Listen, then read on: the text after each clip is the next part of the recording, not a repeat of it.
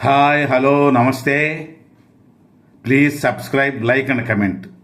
ఇక విషయానికి వస్తే, సాధారణంగా పందెములు ఎప్పుడూ అవతల మనిషిని చంపడు, కానీ మానసికంగా సచ్చేలా చేస్తాడు. కానీ మనం గెలవాలంటే అవతల వాడిని సైకలాజికల్గా ఓడించాలి.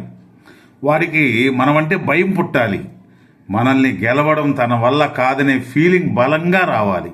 కానీ వాడు చాలా తెలివైన వాడుగా ఉంటాడు. మన వేలితో మనకన్నే పొడవాలని చూస్తాడు. అది జరగకుండా ఉండాలంటే మనం ఇంకా ఫాస్ట్గా పందెంలో వాడికి చెక్ పెట్టాలి. అప్పుడే వాడి మీద మనం విజయం సాధించగలం. వాడెప్పుడు మన కాళ్ళ దగ్గర పడి ఉండేలా చేయగలం.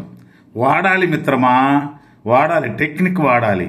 ఇంకొక విషయం, పగతో శాంతి ఎప్పటికీ సాధించలేవు. ఎప్పుడో ఎవరో మనకు అన్యాయం చేశారని వారి కుటుంబాన్ని పగ తీర్చుకున్నంత మాత్రాన మనకు పోయిన మనశ్శాంతి మరలా తిరిగొస్తుందా చెప్పు? మనం పడ్డ బాధలకి, నిందలకి సమాధానం దొరుకుతుందా?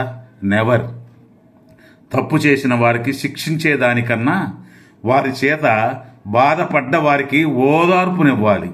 అది మంచి మనసున్న వారు చేసే పని. కేవలం మనుషులను శిక్షించినంత మాత్రాన సమస్యలు పరిష్కారం కావు. మనుషుల్లో మార్పు తీసుకుని రావాలి, పరిస్థితులను చక్కదిద్దాలి. అంతేగాని ఇలా మొత్తాన్ని నాశనం చేయడం కరెక్ట్ కాదు. కోట్ల ఆస్తులున్నా అయిన వారు పక్కన లేకుంటే ఆ బ్రతుక్కి అర్థమే లేదు మిత్రమా.